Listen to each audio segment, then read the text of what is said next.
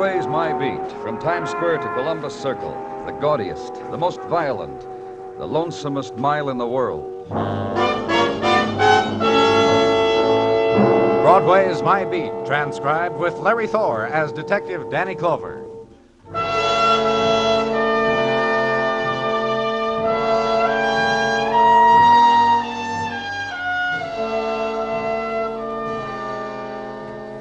It's October's passing on Broadway, the time that drifts down into winter. And now there's the wind, the searching wind, the one that puffs around corners and gathers itself into squalls, rushes into doorways and down alleys looking for what the world has left behind. And it fingers its way against the buildings, drifts again, wraps newspapers around hurrying feet, and collars are turned up against it. And the season for stray hats spinning across Times Square is at hand.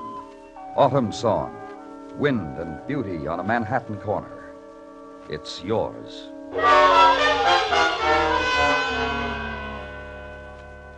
And where I was, in Detective Muggavan, ground floor apartment on 9th Avenue, the wind had spilled in from the street through open door and window, had spilled in, had carried away death, had caused a flurry. And this is what big men like you do for a living. Sometimes bigger fellas than us. Why don't you just try to take it easy, Mrs. Holland? Just lie there. Take it easy. That's right. Want to run it down for me, Muggavan? Sure. Old story, lady stuck her head in the oven. Didn't you, lady? Got a suggestion for you. Or did someone beat you up and put your head in the oven for you? Suggestion's got your head in it. And the oven. And the gas. How'd you get these bruises, Mrs. Holland? Oh, Someone tried to kill you, like Detective Muggavan said? Or did you try to kill yourself? Okay, Muggavan. Well, lady across the hall came banging on the door to return a pot. Kept banging, knew Mrs. Holland was home. Put her eye to the keyhole, smelled gas, her nose not being far away. How'd you get in? A little fellow lives upstairs, couldn't kick in the door, so he took it off the hinges. Lady across the hall got the fire department, called us. Little fellow upstairs put the door back on the hinges. You try to kill yourself, lady? in France they say, "Ça n'allait mort." Among other things, that's the very words they use when wishing that one should drop dead.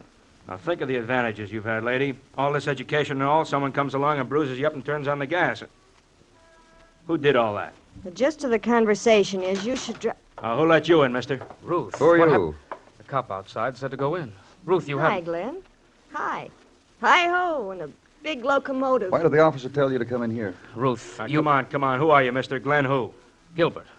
Glenn Gilbert. With a great big firecracker for Glenn Gilbert. Remember, sweetie? Where's your husband?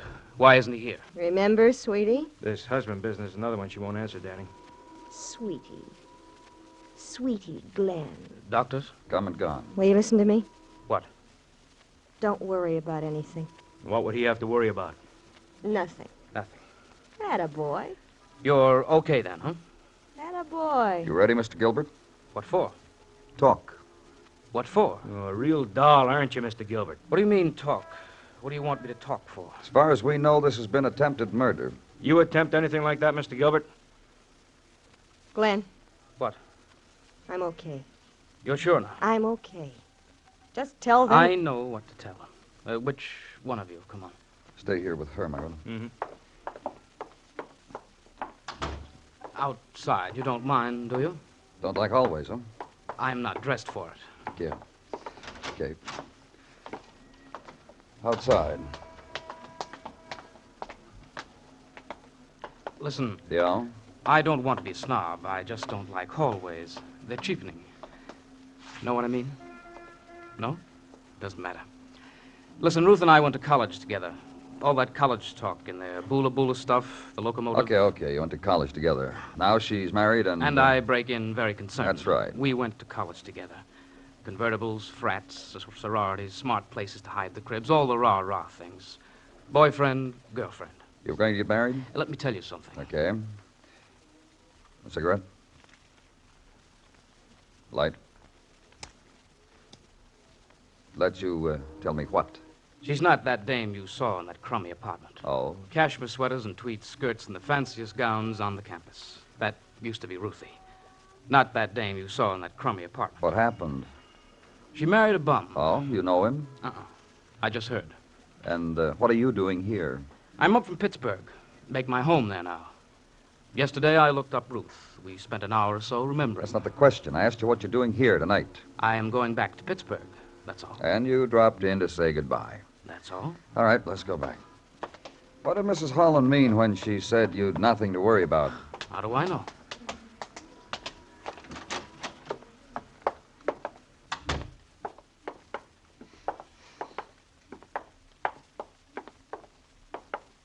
Kill yourself. I didn't say that. Now, close the door, will you?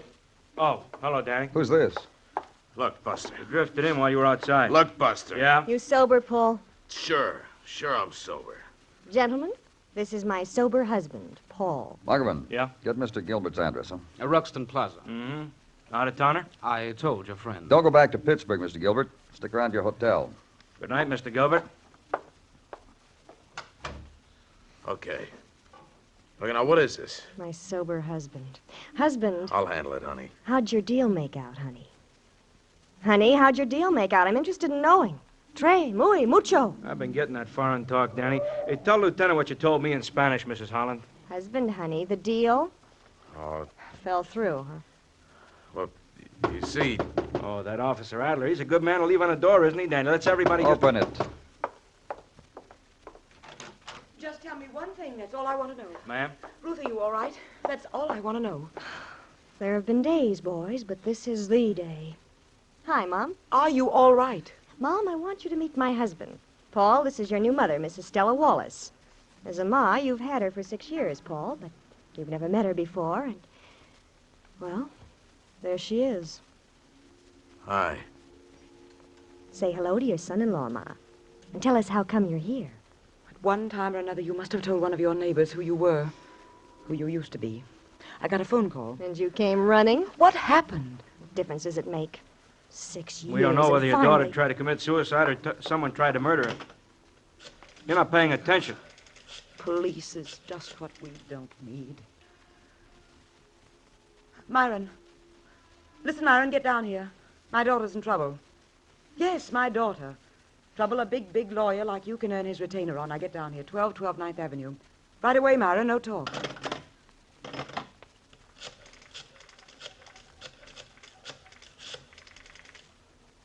And Mrs. Wallace took over. Dr. Bigley, this is Stella Wallace, and don't ask me any questions. Just write down 1212 9th Avenue and get down here right away. Doctors and lawyers, and names prominent on rosters of people to know. And in a little while, the filled room and instructions received that Ruth Holland was released in the custody of her mother, very socially and civically prominent, pending further questioning. So leave there, home now, and sleep, and be glad. And the alarm clock always rings 2 minutes of the dream. A new day, and headquarters, office, detail, routine. New day becomes half a day old, grows older, is late afternoon, then evening, and detail keeps you past then, is after 10. Danny? Come on in. Sit down. Yeah. Going home soon? Soon. You know what I think? About what? About yesterday, about Ruth Holland. Huh? You know what I think? I think somebody laced her up good in a bar brawl. Her husband, Paul, maybe. She went home, tried to kill herself. Loaded, probably. That's what I think. What do you think? I think I'd like to talk to her. I think as soon as the court order says so... I'll get it. Lieutenant Clover's office, Detective Mugman speaking. Yeah? Who? I'll say that again. Yeah. Okay. Danny, What's the matter? I told you what I think. Now tell me what you think. I said, what's the matter? Homicide in Central Park, Paul Holland. What? Paul Holland. Found shot to death in Central Park. Murdered, Danny. Now you know what's the matter.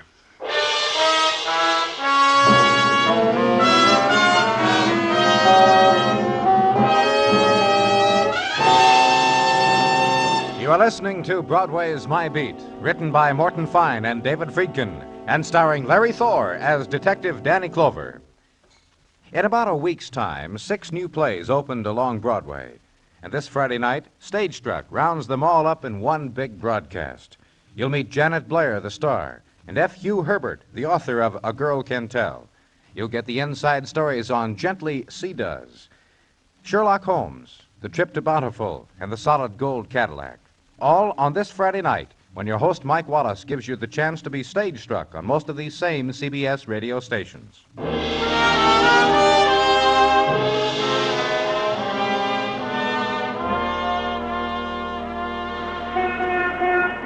The light of the morning touches Broadway's shoulder softly and with chill, breaks the clinch that held it together in the night.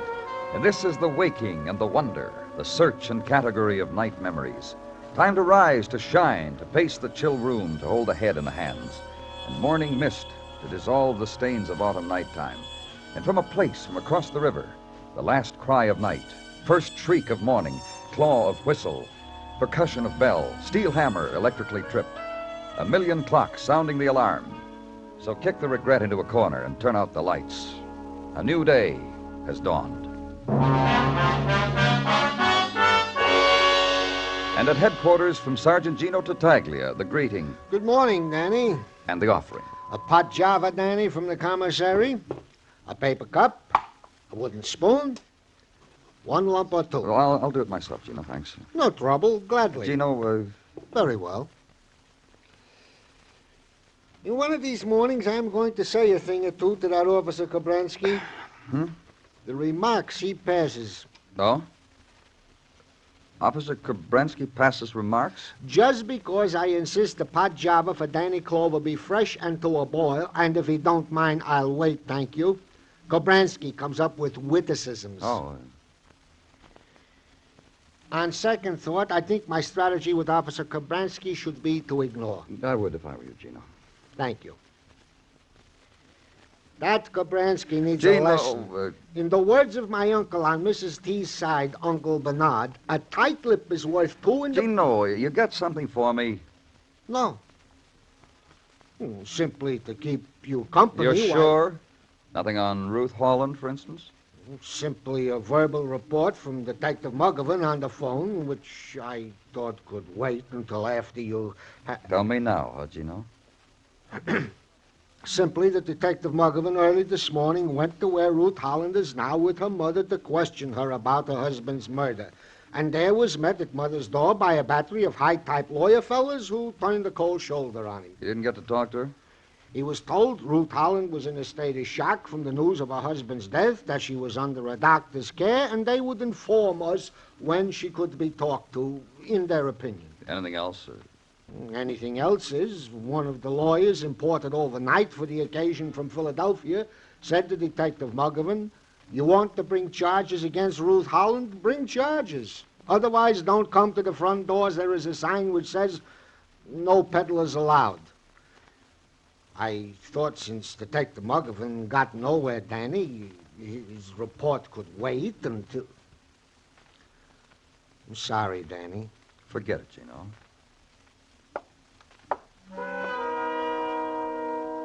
The bowed shoulders, the slow walk, the sorrows of Gino Tartaglia. And in a little while, get up, go to his desk, pat his back, reassure him that he had not been remiss in the matter of the report of Detective Muggovan, that you understood that what he could do for you now was order a squad car, which put the marvelous world of Sergeant Gino Tartaglia back together again.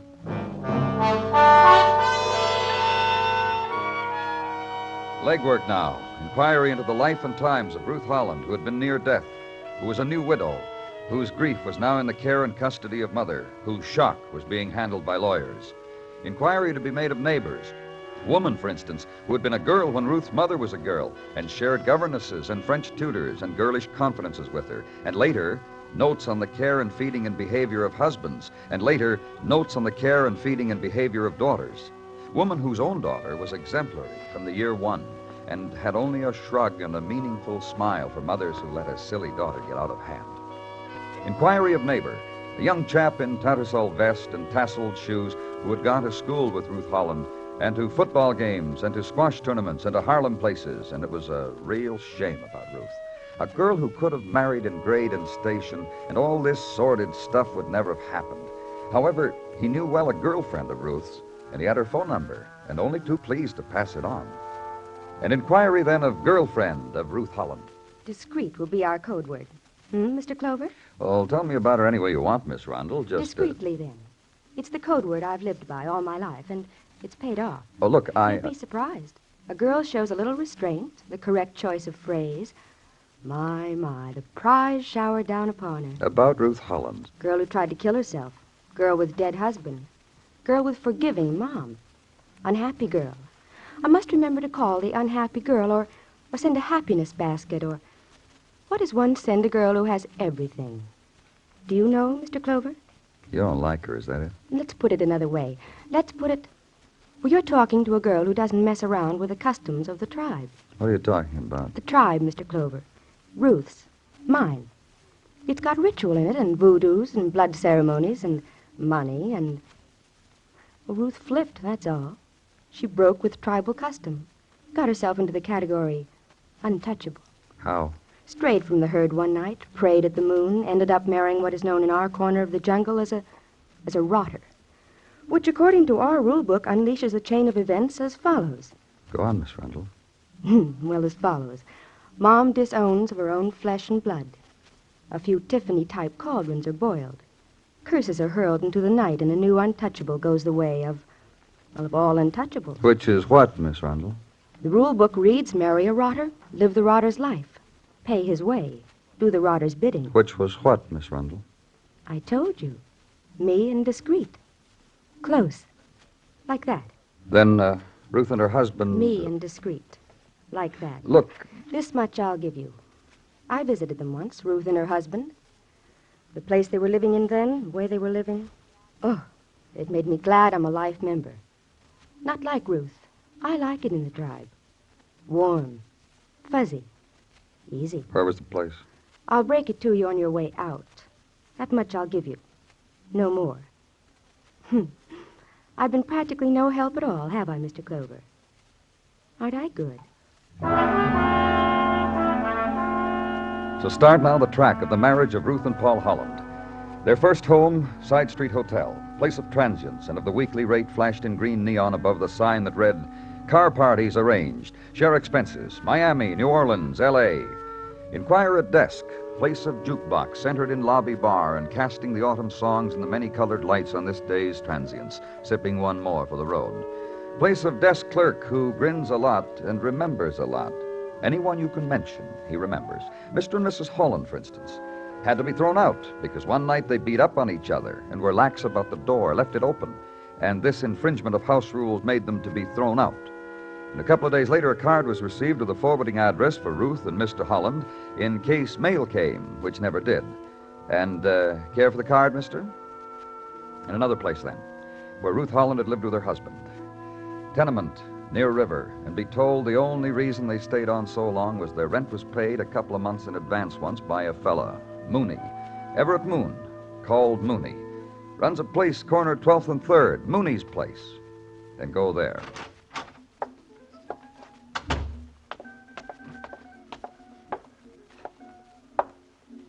Jolly, Robert. Come back 2 hours from here. The room, the world will come to life for you. You Everett Moon? That's right, Robert. Police. Danny Clover. I'll just call you Robert, huh? I understand you know Ruth Holland. You really a cop, Robert? Sometimes boys put on man's clothes and play. Yeah. Real cop. Look. Thank you, Robert.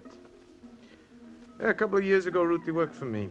Camera girl, arranged the customers, took pictures of them the way they was arranged. She didn't make out so good, huh? Come again, Robert? I understand you paid 2 months' rent for her and her husband. One night, Ruthie ran out of negatives, and my best client was sobbing for a 3/4 profile. It was him or her, he said. I picked Ruthie to let go. Paul, that was her husband. He screamed at me when I did that. Still, you paid the rent for 2 months. Why? Liked her, hated him. Why? There's a fellow that screams in your ear when his wife is dropped from a job like Ruthie was. A fellow whose wife's paycheck each week goes for him to get out of hock. A fellow who cradles his wife to sleep with the big deal he's got cooking tomorrow morning, which never happens. That's a fellow to like. You tell me, Robert. Got a phone here?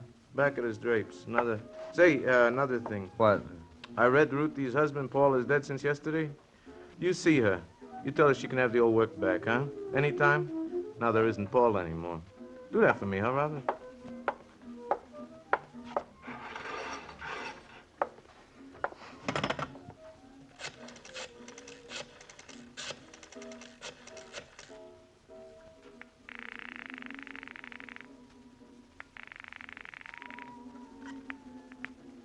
Sergeant Tartaglia speaking. Danny, Gino. Tell Muggavan to bring in Glenn Gilbert. That's the fellow. Fellow I want to question again. Glenn Gilbert, Ruxton Arms Hotel. Tell Muggavan, Gino.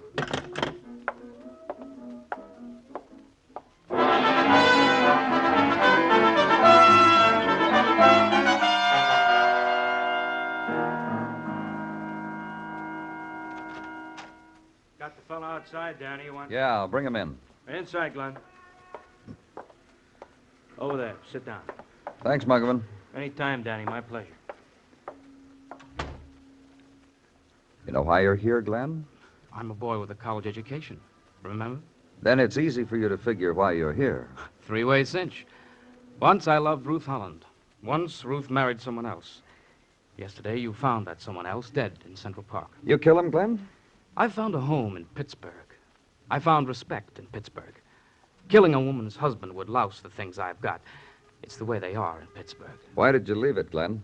What? Why did you leave Pittsburgh? Come here. All the fellas in my group do it from time to time. Change of perspective, we college chums call it. Fresh outlook, fresh material. That's why you came here? The time has come, the tortoise said. Yeah. I came to find Ruth. I found her. Old flame, old memories. For that, huh? A girl like Ruth, they never died. You'll forgive the cliche? Go on. Never died. It was the approach I was going to use with her to get her back. Lovers' rock, the night football games, the gravel against a sorority window when there was a moon. That was the approach I was going to use. When I saw her, I figured I didn't need to. Tell me about it. I lied to you. I saw Ruth a couple of times before the time I told you about, and once after. I saw what she'd become. I figured, who needs an approach? Why waste an approach? Go on. I spelled it out for her. She just stared at me. And that's when I hit her. That's how she got those bruises where I hit her. Then, after She tried to kill herself. I'll tell you something. I wish she had. I just wish she had. She had no right to spoil something sacred. All right, Glenn. You're under arrest. Assault? For now. Yeah.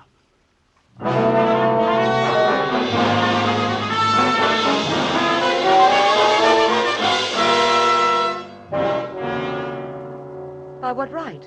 By what right? That stinking little piece of paper? That's right. That's his warrant that your lawyer shrugged his shoulders about. Now I want to see your daughter.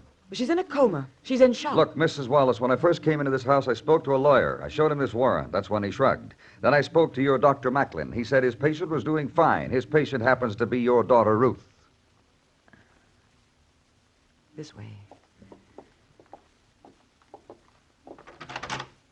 Ruth, What do you want? this man brought... Which man? Oh. Hello, Mr. Clover. Come into my parlor. Oh, my sitting room.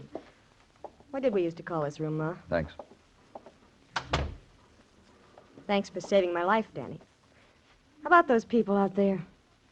You too, Ma. That's all past, Ruth. It's over. It's done. You've made your mistakes. I've made mine. Now you're a widow. I'm a widow, How and... cozy you make it. Let me hug myself to me. Oh, it's good to be home. Sneer at it, but you'll get used to it. What about it, Mr. Clover? Think I ought to get used to it? No. Neither do I. I don't approve of the joint. Ruth, that's all past. I told you. Now you tell me, Danny. We've been spending a lot of time finding out about you. Really? Yeah. It's a comic strip, isn't it? Isn't it? Isn't it, Mother? Oh, stop it. All I asked was an opinion of my life. Tragic, comic, tragicomic. An appraisal, that's what I want. Once... Now, there's a word. Once. That's the story of my life. I know. What is this? What is this? What are you talking about? About once. For instance, when, Danny? College. And Glenn Gilbert? Such a nice boy. He really was. He told me what happened. How he came here a few days ago. How we remembered together? Yes. He wanted to remember too hard. That was his approach. But it didn't turn out any different. Poor boy. So he beat you up. He didn't even do that well. Beat you up? Yeah, Ma. Glenn? Yeah, Ma. Beat you up? Yeah, Ma. I don't believe it. She doesn't believe it. But why? She believes it.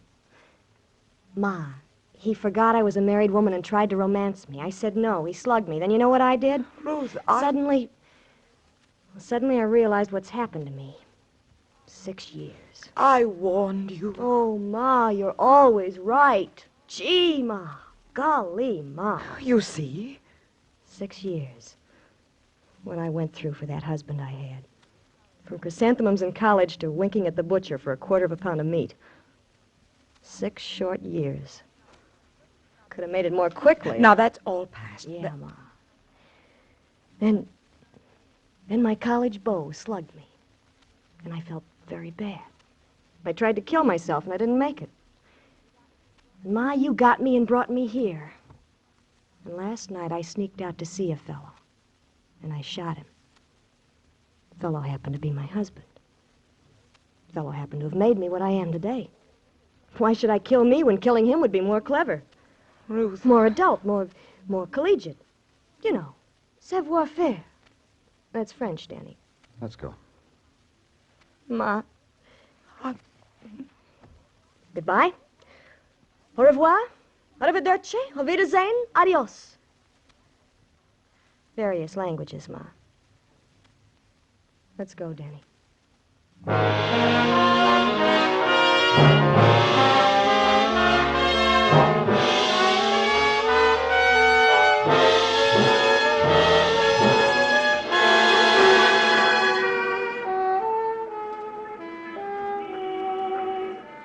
Twilight touches Broadway now. It's quitting time. The subway hour of tired faces. Blue plate special time. But soon will be the instant when a man will dart from a doorway, beckon over his shoulder to another. Then the mob will gather and scream its heart out at the night. It's Broadway. The gaudiest. The most violent. The lonesomest mile in the world. Broadway. My beat.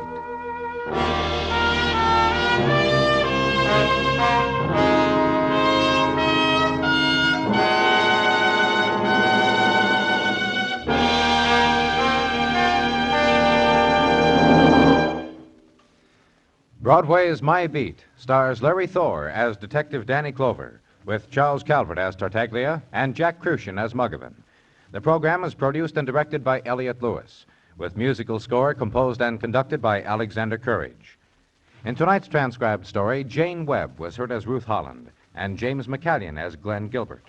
Featured in the cast were Paul Frees, Betty Lou Gerson, and Jean Howell. Broadway's My Beat moves to a new time starting next week. Join Danny Clover Friday nights on most of these same CBS radio stations. Consult your local newspaper for the time. Bill Anders speaking.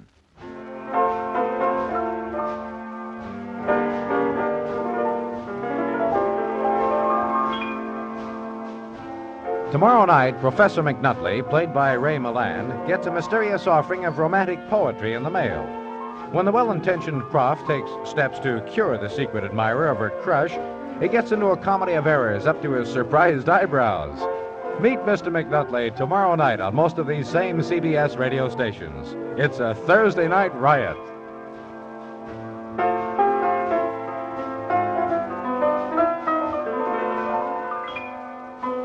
You meet comedy when you meet Millie, Thursday nights on the CBS Radio Network.